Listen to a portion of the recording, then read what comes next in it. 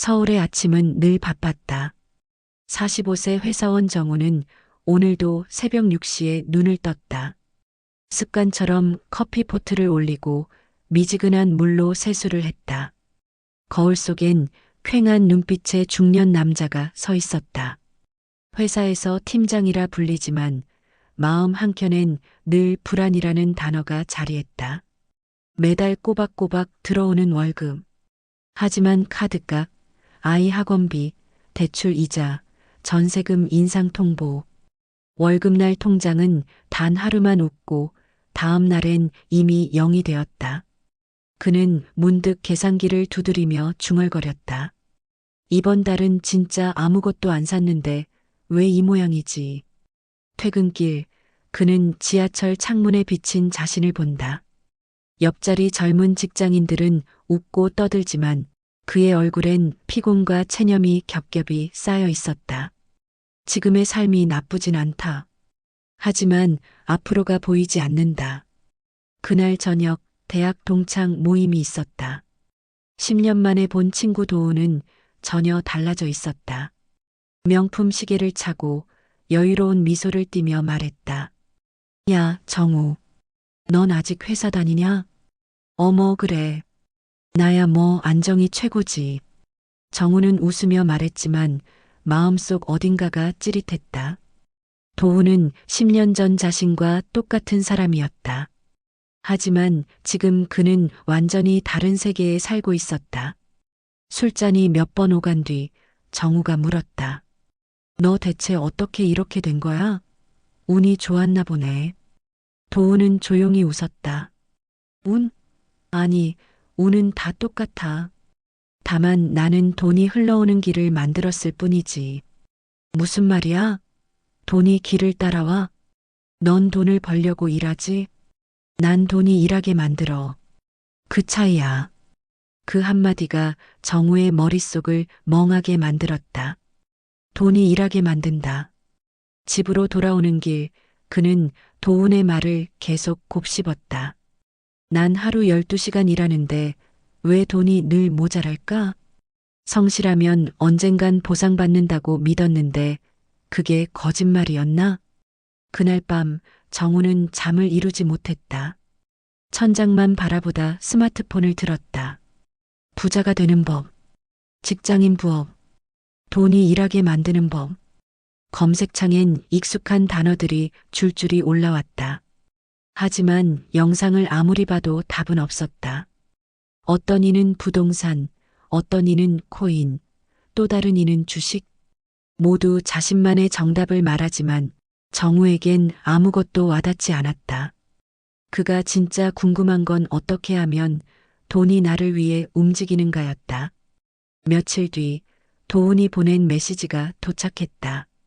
시간 되면 한번 보자. 내가 쓰는 노트 보여줄게. 그날 이후 정우는 퇴근길 지하철에서 창밖을 바라보며 생각했다.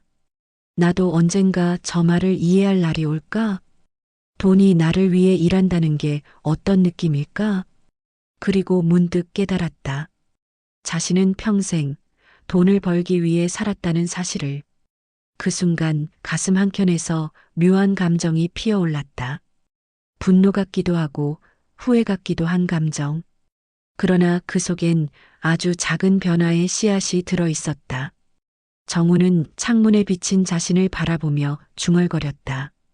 그래, 나도 한번 배워볼까? 열심히 말고 제대로. 며칠 후 정우는 도훈의 사무실로 향했다. 작은 사무실 안엔 사람도 없고 도훈 혼자 노트북 앞에 앉아 있었다. 그런데 이상했다. 전화가 끊임없이 울리고 모니터엔 매출 그래프가 자동으로 오르고 있었다. 직원은 없어? 없지. 나 대신 일하는 게 이거야. 도훈은 웃으며 컴퓨터 화면을 가리켰다. 이건 내가 생각하는 노동이 아니야. 나는 시스템을 만들어 놓고 그 시스템이 돈을 벌어주는 구조를 산 거야. 정우는 이해할 수 없었다. 그럼 넌 하루 종일 뭐 해? 생각하고 방향을 점검하지. 일은 시스템이 해. 도우는 노트를 하나 꺼냈다. 자산 흐름 노트라고 적힌 표지였다. 거기엔 숫자가 가득했다. 배당주, 부동산 임대, 온라인 수익, 전자책 판매. 이건 내가 만든 돈의 길이야. 정우는 노트를 넘기며 중얼거렸다. 이게 다 자동으로 들어온다고? 그래. 내가 매달 월급날 기다리는 동안 나는 시스템이 월급을 주는 거야. 그날 밤 정우는 다시 잠을 이루지 못했다. 집으로 돌아와 통장을 열어봤다. 한 달 동안 피땀 흘려번 돈은 이미 사라지고 남은 건 신용카드 할부뿐이었다. 나는 왜 매번 0으로 돌아가는 걸까? 그는 노트를 펴고 써내려갔다. 나도 돈이 흘러오는 길을 만들어야 한다. 하지만 막상 펜을 멈췄다. 뭘 해야 하지? 돈도 시간도 기술도 없는데. 며칠을 고민하다 정우는 도훈에게 문자를 보냈다. 나도 시작해보고 싶다. 하지만 어떻게 해야 할지 모르겠어. 잠시 후 답장이 왔다. 지금 내 통장에 10만 원이라도 있으면 그게 시작이다. 정우는 그제야 깨달았다. 문제는 돈이 아니라 생각이었다. 나는 돈을 벌려고 일했지만 도훈은 돈이 들어오는 구조를 만들었구나. 그날 이후 정우는 퇴근 후 1시간씩 시간을 떼어내 돈의 길을 연구하기 시작했다. 직접 일하지 않아도 돈이 움직이는 구조. 그것이 부자의 첫 번째 법칙이었다. 시간이 흘러 6개월, 정우의 노트엔 각종 메모와 링크가 가득했다. 부업으로 월 100만 원 벌기, 주식 자동 배당 시스템, 온라인 강의 만들기. 하지만 현실은 변하지 않았다. 그는 여전히 회사원, 여전히 마이너스 통장. 도훈, 나 공부는 많이 했는데 수익은 없네. 도훈은 피식 웃었다.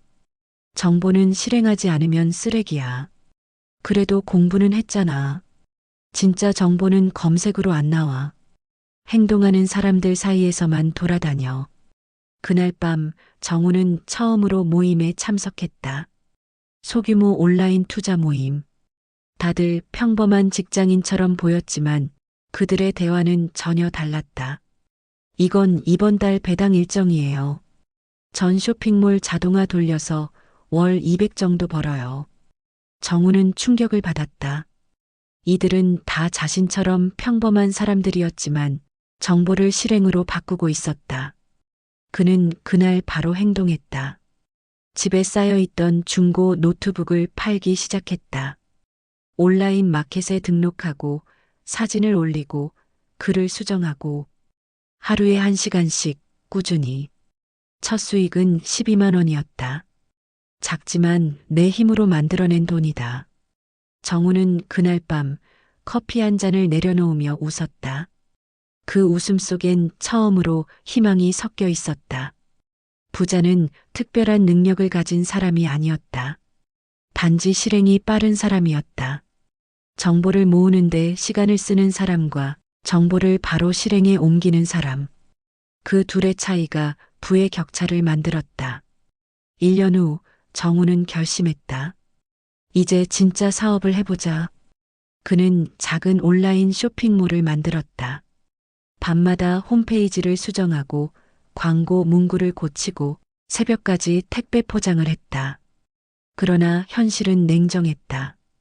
첫 3개월 매출은 0. 광고비만 300만 원이 나갔다. 아내는 점점 불안해했다. 그만해 여보. 우리 집은 실험할 여유 없어. 정우는 말없이 고개를 숙였다. 그날 밤 도훈에게 전화를 걸었다. 난 안 되나 봐. 정우야, 실패는 돈이 주는 수업료야. 그걸 안 내고 배우는 사람은 없어. 하지만 너무 무섭다. 더 잃으면 어쩌지? 두려움을 이기면 돈이 따라온다. 내가 지금 겪는 감정이 가난한 사람과 부자를 가르는 마지막 벽이야. 정우는 다음 날부터 데이터를 보기 시작했다. 무작정 팔던 제품 대신 시장을 분석하고 검색량, 클릭률, 고객 반응을 기록했다. 그리고 타깃을 바꿨다. 나이 많은 사람보다 3040대 직장인을 노리자. 그 결과 한 달 뒤 기적이 일어났다. 첫 매출 512만 원. 그는 휴대폰 화면을 보며 한참을 멍하니 있었다. 손이 떨렸다. 진짜 돈이 일하기 시작했어. 그날 밤 그는 눈을 감고 속삭였다. 두려움은 내적이 아니라 통과 의식이었구나. 그렇게 정우는 두 번째 벽을 넘었다.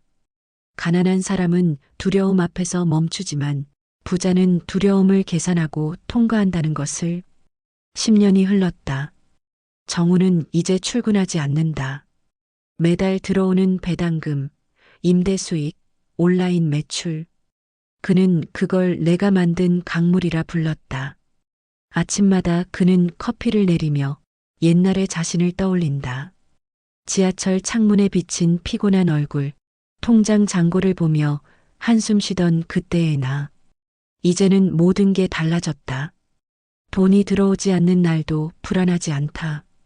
왜냐면 그는 흐름을 만들었기 때문이다. 돈은 잠시 늦게 와도 결국 돌아온다. 도움과의 오랜 약속이 떠올랐다. 언젠가 너도 깨달을 거야. 돈은 벌지 않는 게 아니라 흘러오게 만드는 거라고. 정우는 창문 밖 아침 햇살을 바라보며 미소 지었다. 이제야 그 말이 무슨 뜻인지 안다. 그의 노트 마지막 페이지엔 이런 문장이 적혀 있었다. 가난한 사람은 돈을 위해 일하고 부자는 돈이 자신을 위해 일하게 만든다. 진짜 부는 돈이 아니라 선택할 수 있는 자유다. 그는 펜을 내려놓고 창밖으로 커피향을 흩날렸다. 세상은 여전히 바쁘게 돌아가지만 이제 그는 그 흐름 위에 서 있었다.